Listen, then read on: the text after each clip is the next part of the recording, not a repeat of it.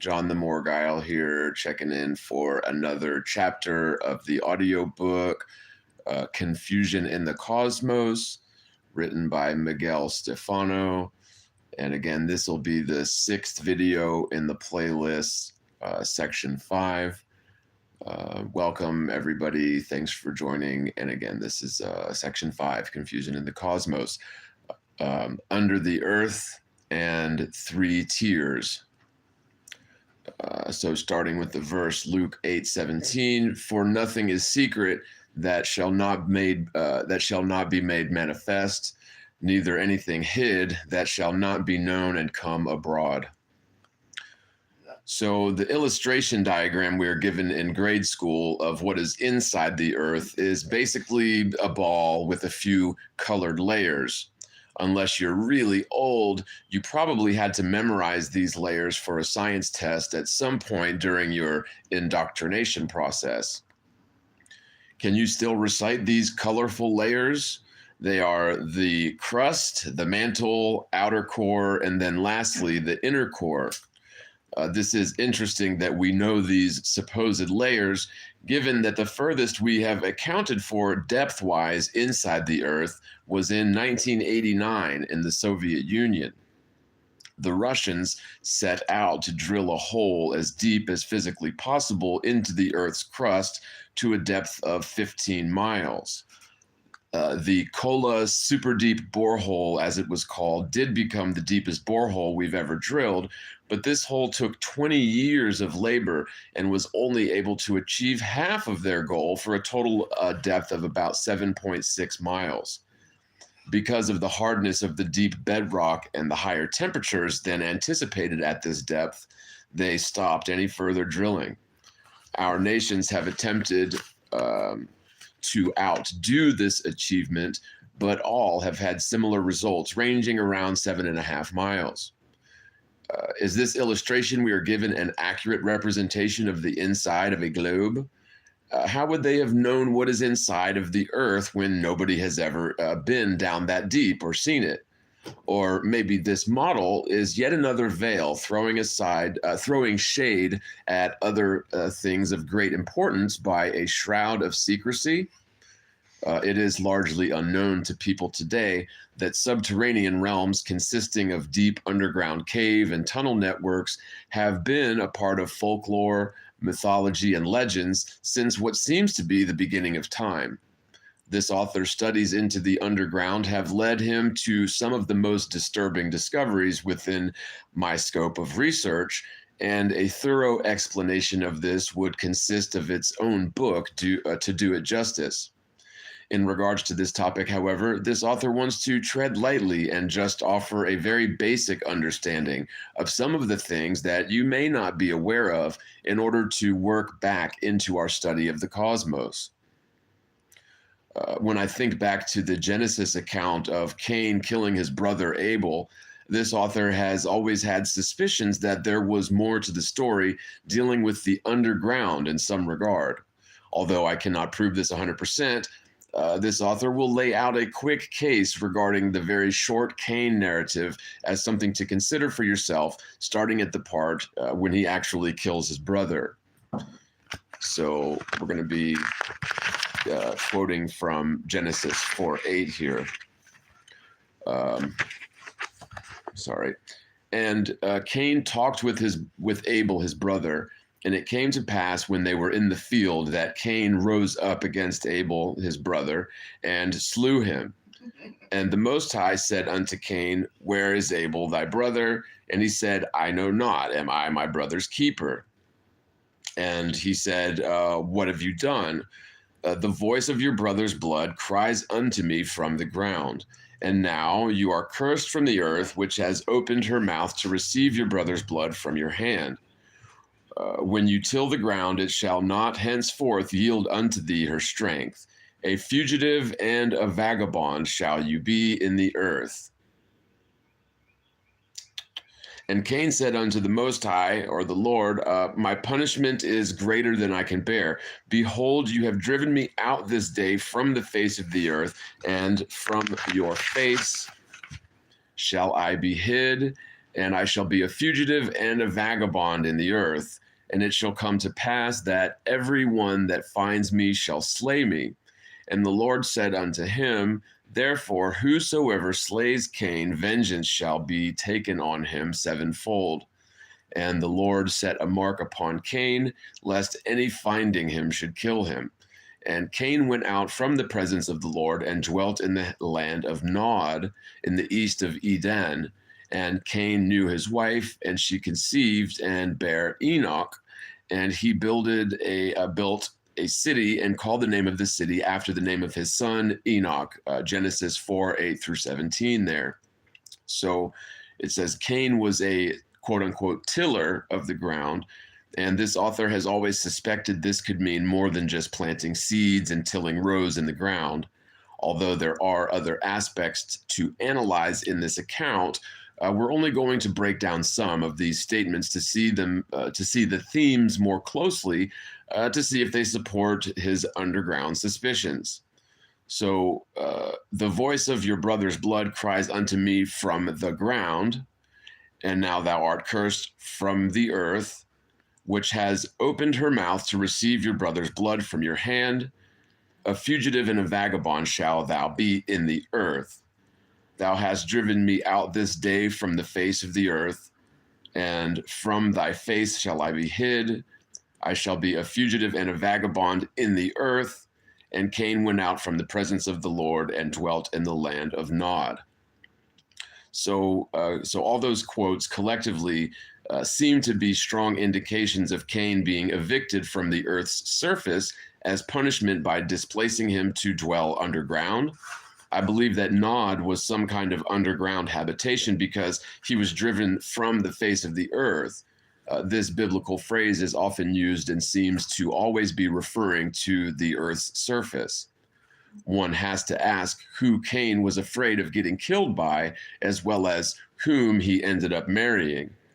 In this author's mind, there could only be two theories based on the little bit that we actually know. Either Adam and Eve had many other children by that time. The book of Adam and Eve states through their life they had 64 children in total over hundreds of years. Lily, stop it. Lily's over there scratching, sorry. Yeah, I know. Lily, quit it. Let him do it. It's whatever. You better quit it, Lily. Oh, well, hopefully it's not bothering y'all too much. I'll just try to read through it before I smack the crap out of Lulu. Lily, quit it. Stop. Thank you. Good girl, baby. Okay. So it says they had 64 children in total over hundreds of years. Although we cannot trust this account if true, assumingly most of these children would have been born after this point of Cain's punishment. So it is possible that Cain may have been afraid of another brother avenging their older brother Abel's death, or there were more people on and within the earth at that time than we have previously assumed. There are reasons to make this conclusion, but this author does not want to get too far off topic here. Also wanted to point out that for clarification, that the book of Enoch, point out for clarification that the Enoch mentioned being Cain's son was not the Enoch from the book of Enoch being the son of Jared. The Enoch being the son of Cain was very opposite in character from the good Enoch that the Most High took. Right. So if we fast forward from the time of Cain, almost 6,000 years to the present, just in Turkey alone, there have been over 200 underground cities confirmed, many of these being found in recent decades. Most of these cities consisted of 2 levels, but many also had 3 or more levels connected to each other via complex underground tunnel networks that ran for many miles. In 1963, there was a Turkish man renovating his home when he knocked down a basement wall only to find a secret room hidden beyond.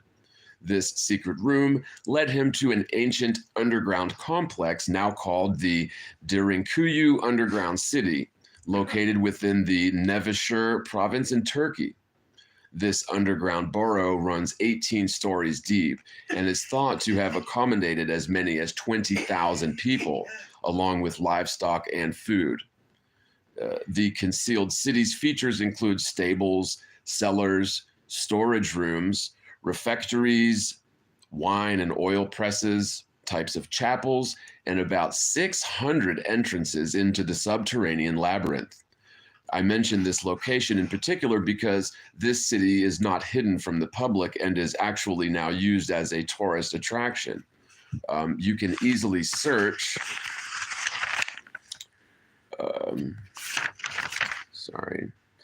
You can easily search to find some images of this one if at all interested in seeing what it looks like today. So the images here says underground complex in Turkey, underground Ellora cave complex in India. So again, so the one on the left here is in Turkey and the one on the right is in India. Let's see if I can.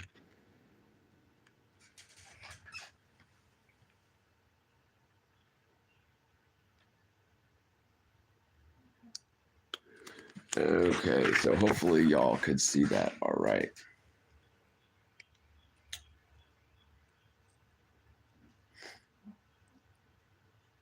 So, okay, another complex in Turkey, also located within the Nevşehir province, was found the year of this writing in the summer of 2019 after investigating a source of flooding reported by local residents. The top of this complex was found directly under the local homes and was partially filled with clear water. This underground city is 3 tiers in story and is believed to stretch over 3 miles deep inside the ground. Turkish authorities believe this underground city dates back to about 5,000 years ago, which would actually make this a pre-flood of Noah civilization or a pre-Great Flood civilization. You may agree with me that these large underground civilizations don't necessarily make a lot of sense. But if dated correctly, could this have actually been a place designed to hide from the toil and violence taking place on the face of the earth, being invoked by giants and evil hybrid abominations? Under this consideration, it actually does make some sense, wouldn't you agree? Some people may be aware of the underground city of Naours in France, which has about 300 rooms and is thought to be about 2,000 years old. And even more people have probably heard of the underground catacombs in Paris, which hold the remains of over 6 million dead. But how many people know about the elaborate tunnel networks and underground vaults of the Vatican? There are literally thousands of underground tunnel systems in cities all over the world, some being ancient, some being modern, and some still being built today.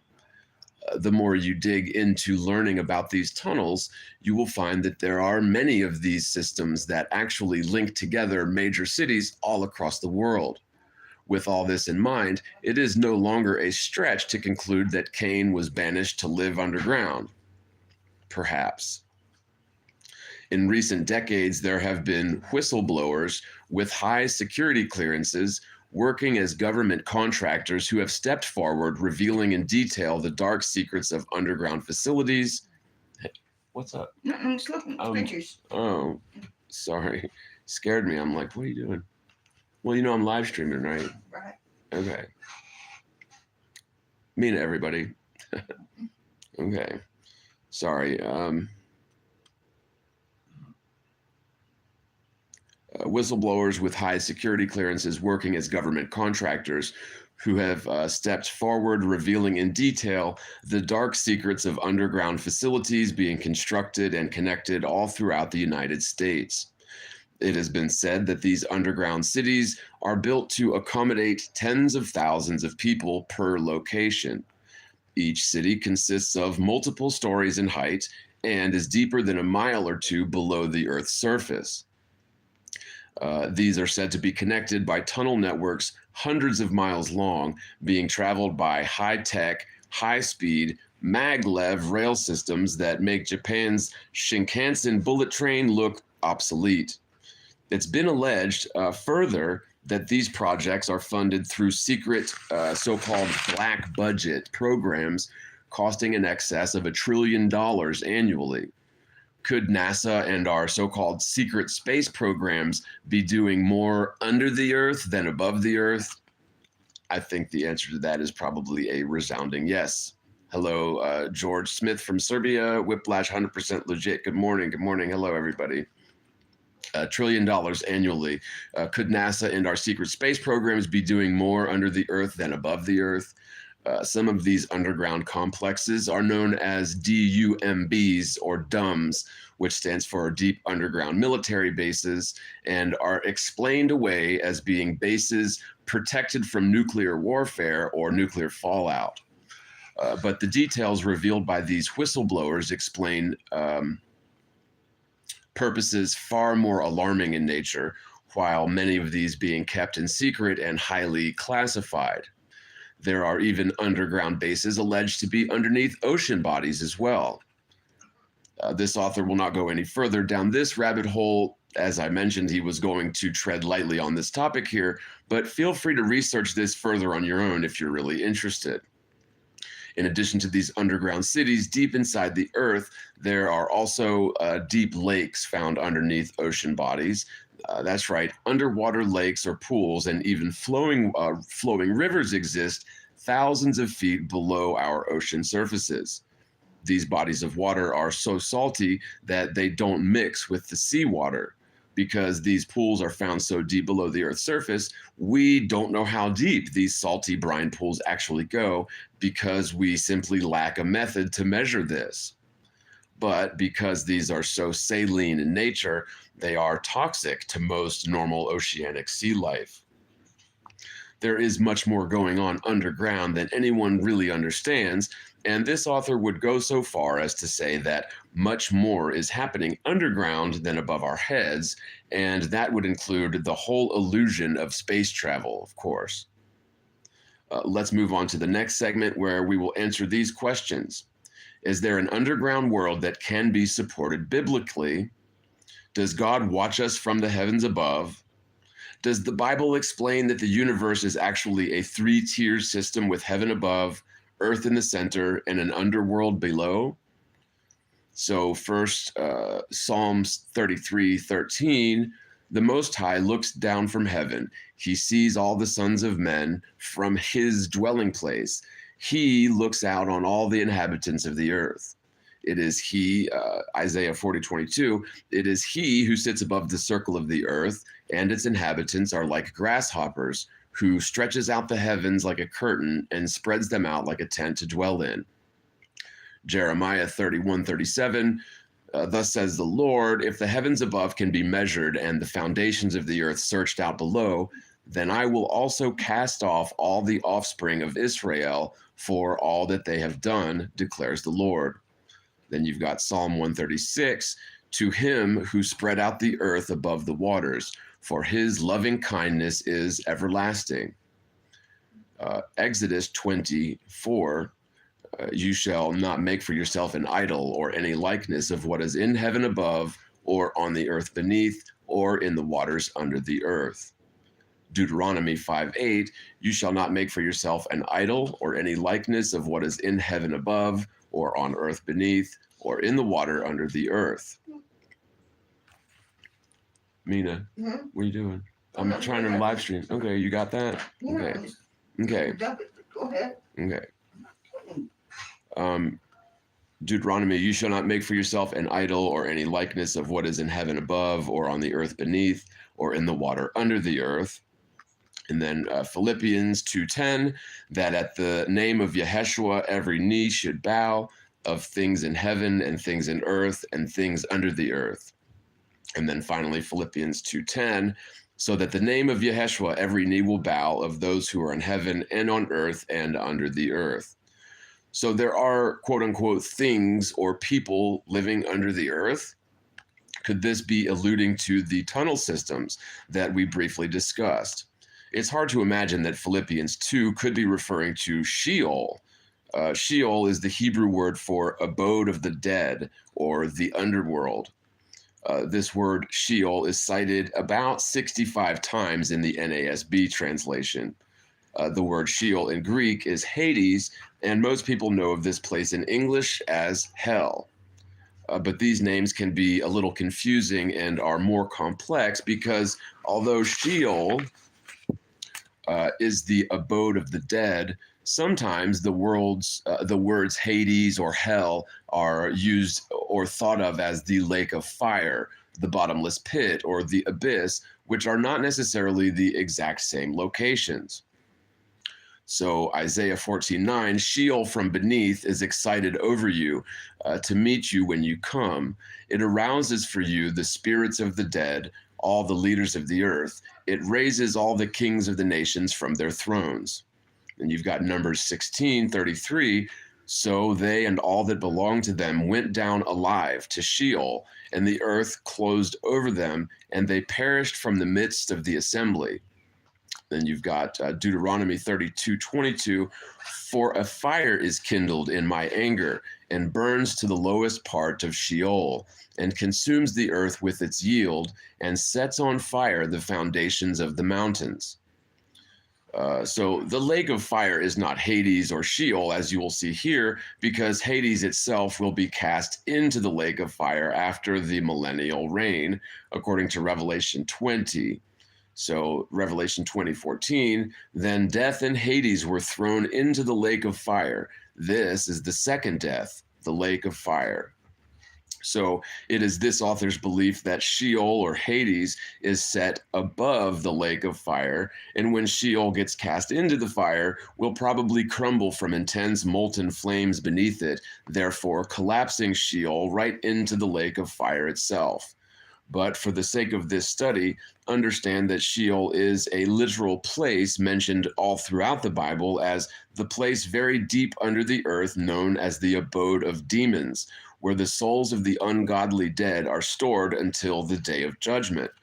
Cosmologically speaking, we need to know that Sheol is very deep within, far below the earth's surface, and far below the underground cities and tunnel systems.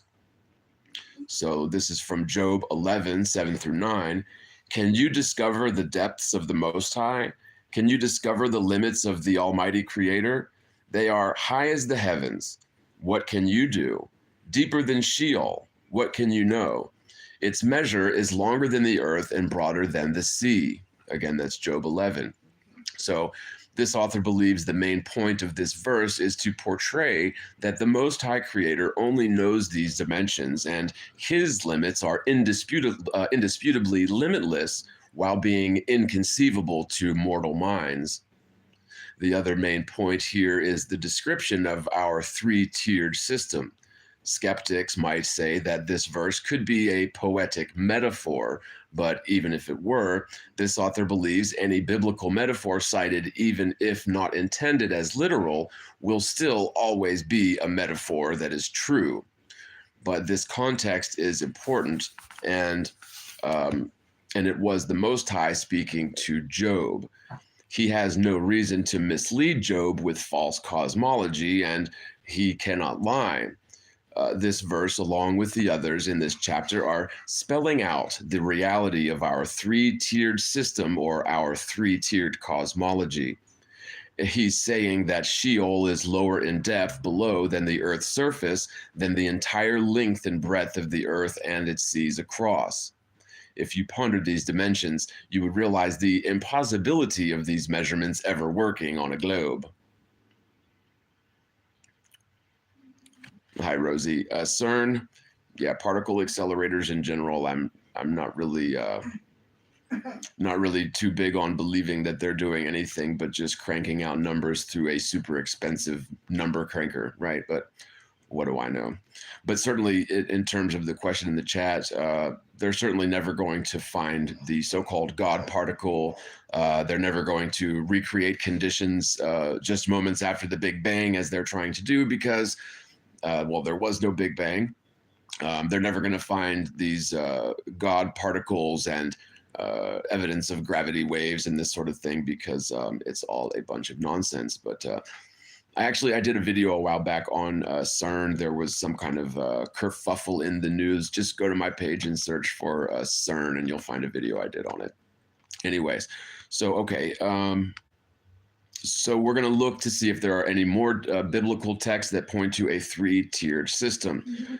Revelation 10:6, and swore by him who lives forever and ever, who created heaven and the things in it, and the earth and the things in it, and the sea and the things in it, that there will be no delay. There will be delay no longer. And then again, Revelation 5:2, and I saw a strong angel proclaiming with a loud voice, who is worthy to open the book and to read it, to break its seals? And no one in heaven, nor on the earth, or under the earth, was able to open the book or look into it. And then Revelation 5:13, and every created thing which is in heaven, and on the earth, and under the earth, and on the sea, and all things in them. And I heard saying, to him who sits on the throne, and to the Lamb, be blessing and honor and glory and dominion forever and ever. Okay. And now we're going to Acts and saying, men, why are you doing these things? Why are also men of the same nature as you, and preach the gospel to you, that you should turn from these things, turn from these vain things to be a living God, who made the heavens and the earth and the sea and all that is in them. Deuteronomy, for a fire is kindled in my anger, and burns to the lowest part of Sheol, and consumes the earth with its yield, and sets on fire the foundations of the mountains. And then you've got Enoch, and the other angel who went with me and showed me what was hidden, and told me what is first and last in heaven in the height, and beneath the earth in the depth, and at the ends of the heaven, and on the foundations of heaven. And then you've got Acts 7:49. Heaven is my throne, and earth is my footstool. What house will you build me, said the Lord, or what is the place of my rest? And then Matthew 5:35, or by the earth, for it stood, or by the earth, for it is the footstool of his feet, or by Jerusalem, for it is the city of the great king. Thus says the Lord. Isaiah 66:1, heaven is my throne, and the earth is my footstool. Where then is a house you could build for me, and where is a place that I may rest? So the Most High says himself that the earth is his footstool. In a literal sense, you get the visual of a top part of the firmament structure that he may be literally using as his footstool while seated on his throne when looking down into the earth. Metaphorically speaking, this could be a picture demonstrating his power and how the earth could just be simply beneath his feet, metaphorically. I see this author sees this statement as beyond our understanding, because any explanation would be a complete guess of what exactly is above the firmament. But it does say in Job 22 that he walks on the vault of heaven, so this literal form cannot be ruled out by any means. Job 22:12-14, is it not God in the height of heaven? Look also at the distant stars. How high are they? You say, what does God know? Can he judge through the thick darkness? Clouds are a hiding place for him, so that he cannot see, and he walks on the vault of heaven. Also, notice in Job 22, the stars are described in terms of height, which is up, just like the third of heaven is always described in reference to the great height. We are told to believe that there is no up or down in so-called space, but biblical and extra-biblical descriptions commonly speak in terms of height, depth, and breadth, matching what our senses understand as well. Regarding the globe theory, all the stars would be spread out all around the globe in every distant direction, which would be in complete opposition to these references of great height. Going through these passages, have you noticed there is no reference to life on any planets? Did you notice any reference to support for an ever-expanding universe? Could there be much more going on underground than we understood, maybe even supporting populations of humans or other beings that are living underground and hidden from us? There are only descriptions referring to a three-tiered system by its inconceivable depths below us and its distant heights above us, while having great width and breadth. We also have confirmation of things living inside the earth, which should help us to understand some of these verses better in context. We briefly touched upon the use of a spirit level in the last part in consideration of water being a literal leveling device. In this part, let's touch a little bit on how real world application can be applied to these three tiers as well. Did you realize that in consideration of constructing railroad tracks, there is no assumed allowance for the Earth's curvature taken into consideration when building railroads over long distances? Tracks are built from a foundational datum line or 0 point, sometimes referred to as datum plane, an established point of reference in measurement from which there is no deviation, if at all possible. This work point is adhered to with only minimal and gradual allowances for elevation changes involved. You allow. Hang on, Mina, What? I'm recording. Okay. Okay, sorry. Elevation changes involved. These datum lines are typical as being established from an elevation based off sea level. In light of this, I want you to think this through in real world practice. The entire transcontinental railroad was built in the mid to late 1800s across the United States at a total length of almost 1,900 miles. Based on the Earth's curvature formula used for the alleged size of a spherical Earth, the curvature over 1,900 miles would come out to a staggering 447 miles of curvature allowance, which would be an extraordinary 2.3 million feet of a bulge over this distance. If this curvature of the Earth were real, wouldn't the railroads know this and have to account for it? But they don't. They establish level datum lines with gradual changes based on land elevation gradients only when they cannot be avoided. Now, apply this thinking into rail systems built in tunnels below the Earth's surface in consideration of these tunnel networks strung together underground all across the world. Constructing a large underground tunnel would be a monumental feat of engineering, if even possible, to account for the Earth's curvature by not boring a tunnel right through the side of the ball Earth. But building from level elevation datum lines under the Earth is much easier when completed during the construction process, because with rail systems, they must be as flat and level as possible, especially with high-speed projects. Have you ever flown through the heavens in an airplane? It's funny how many people think they've personally seen curvature from a flight, because it has been admitted in the industry that it is impossible to see curvature from a 35,000 to 40,000 foot altitude. They say this curved horizon can only be viewed when above 50,000 feet in altitude. So guess what the scientific-minded skeptics did? They sent up several high-altitude balloon cameras way above the clouds to a range of like 120,000 feet, and without the fisheye lens normally used to purposefully distort the Earth's surface by showing a curve, a regular camera lens shows a completely flat and level horizon in every direction. So far, we're not finding evidence within these three tiers for any existence of curvature. Let's think about another aspect of flight. Have you ever considered that an airplane takes off in the air by ascending to an elevation above sea level and continues at that elevation for the flight's duration until finally descending in preparation for landing? Finally, around an 8,000-mile diameter sphere, Earth globe, at 500 miles per hour, this would force the pilot to have to dip their nose consistently flying in a downward direction in order to fly around the curvature and avoid flying straight into outer space. There have been people who wanted to confirm this by taking spirit levels on their flights and have filmed the level for the entire flight duration in order to confirm that they fly at a constant level altitude.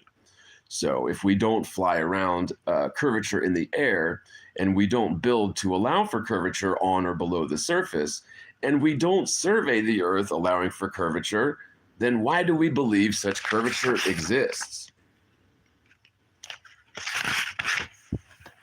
Let's consider the operation of an underwater submarine. Submarines will rise to the surface and use their periscope to view locations of ships or land bodies in the distance. But if this curvature were real, they could never see a ship more than a few miles away, and would also have to calculate the curvature of water when firing a torpedo at another ship. What about a lighthouse? Its purpose is to aid the navigation of ships at night when seafarers can't see in the dark. Lighthouses played a very important role as a navigational tool, and if sea curvature existed, they would not be seen unless they were just a few miles away, or even less depending on the height of the waves. But we know that depending on the size of a lighthouse, it can be seen in some cases up to 50 miles away. This would be behind an enormous amount of curvature if it were real. And there's a author illustration here, just giving you examples of what we're talking about. So that would be the sort of viewing the lighthouse on the ball, and then viewing the lighthouse on the plane. So keep those images in mind for this section, right? So by this point, you can see that the biblical account doesn't seem to share any similarities to what is taught in our schools and universities regarding cosmology. You may see a pattern by the end of this study that everything biblical is actually the opposite of mainstream and pseudoscience or scientism's theories, to be more precise.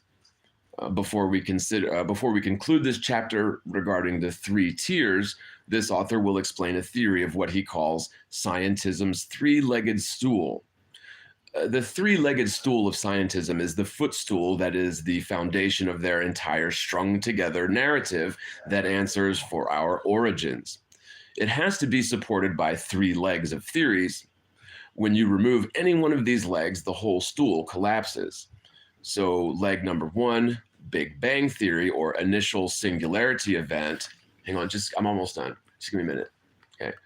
Big Bang Theory or initial singularity event resulting from a rare cosmic explosion, creating our entire universe and all its matter, possibly even other universes. Everything that we know of came into existence from nothing by a completely random, haphazard accident, but over billions of years has calmed down, although everything is still moving at astonishing speeds because of the Big Bang. This event was so miraculous it even put the sun at the exact and perfect distance from the Earth to have the right amount of light and temperature for ideal human living conditions, as goes the sort of Goldilocks zone theory, right? Leg number two, the theory of evolution, follows this Big Bang event when everything started from nothing, started brewing from a primordial soup after a long reign over millions of years, when certain cells mutated and started micro-evolving through millions more years and evolved into different animals altogether that continued evolving into other animals and then later into apes. Those apes then evolved over time into the humans that we see today. Not sure why we still have perfect apes with no transitional species in between, but don't look away because our human evolution journey is not quite complete just yet. Okay, Whiplash, have a good day, brother, in the chat there. Leg number three, heliocentric universe, is a theory resulting from the Big Bang Theory by it creating an enormous amount of matter and energy.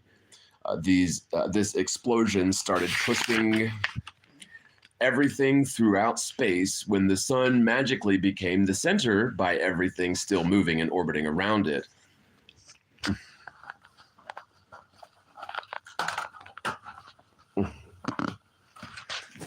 Sorry, my hand's going to sleep here. How y'all doing out there? Can you hear me okay in the chat? Let me see a big thumbs up if everything is still nominal. Okay. when the sun magically became the center by everything still moving and orbiting around it as a result. This is why we should think that the Earth revolves around the sun and the moon revolves around the Earth, because everything is still traversing in their orbits since the original event 13.8 billion years ago. Again, if you remove any of these legs, the stool comes crashing down. The whole foundation implodes, considering how each theory needs the other to work. They are all part of one bigger theory that must work in tandem with one another. This must be taken into full consideration. There are many Christians who believe that God created everything within our cosmos as opposed to the Big Bang narrative, and view this Big Bang idea as a made-up fraud. I would agree with their conclusion, and they have unknowingly now removed one leg from this stool. Then there are many Christians who also believe evolution to be a false narrative, and they believe they were created by the Most High in his image as explained in Genesis. I would also agree with this conclusion, but they have now unknowingly removed the second leg. Most believers will deny these first two theories of scientism, but when it comes to their third one being a heliocentric spinning globe flying through an ever-expanding universe, it is gladly accepted as truth without any hesitation. I would have questioned, this author has questioned people on this and has received responses like, well, we know that this is true because scientists have told us, and they wouldn't lie about something like that. So in thinking that they are on solid ground, they end up standing on a stool with one remaining leg without realizing the other two are needed to support the whole narrative. What they don't understand is at some point that stool finally crashes down with them still standing on it.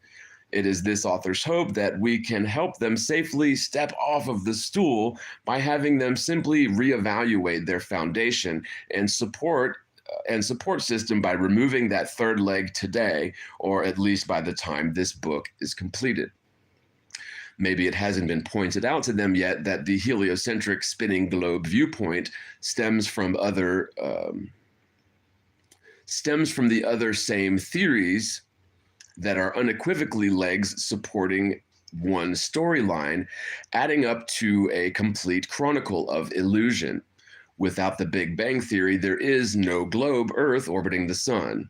The heliocentric globe model came into existence and is still spinning and orbiting as a result of this Big Bang event.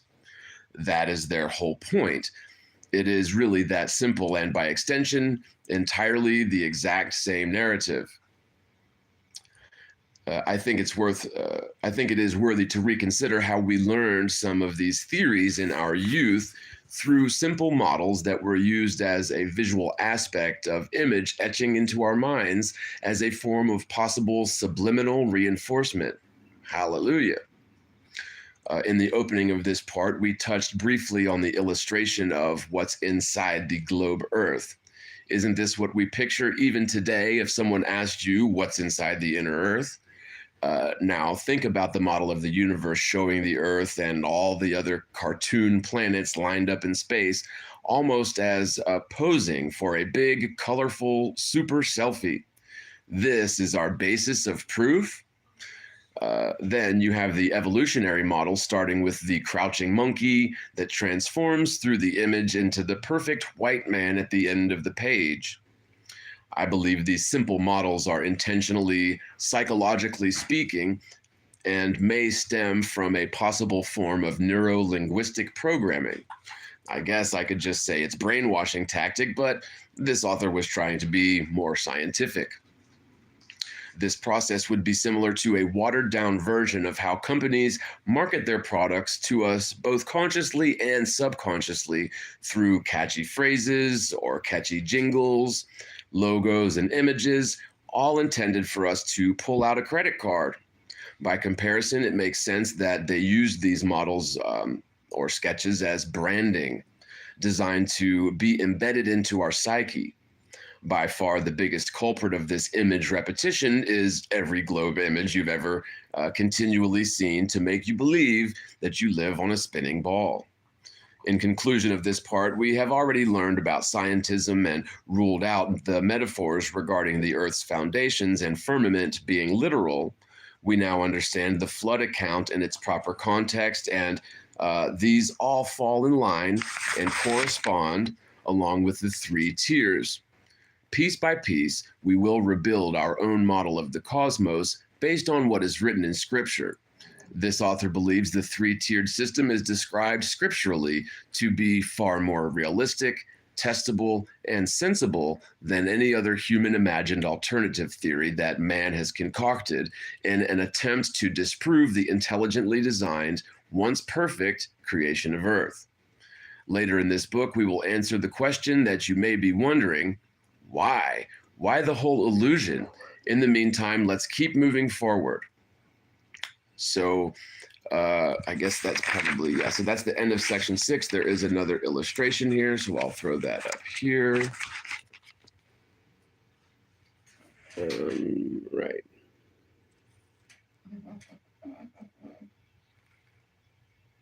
There we go. Okay. So that is going to be end of section 5 of Confusion in the Cosmos. Again, that was written by Miguel Stephano. Special thanks to Mike and Jen. Thanks so much for sitting with me while I do this recording. God bless you guys. Love you. And I will see you in the next one. All right, guys. Bye.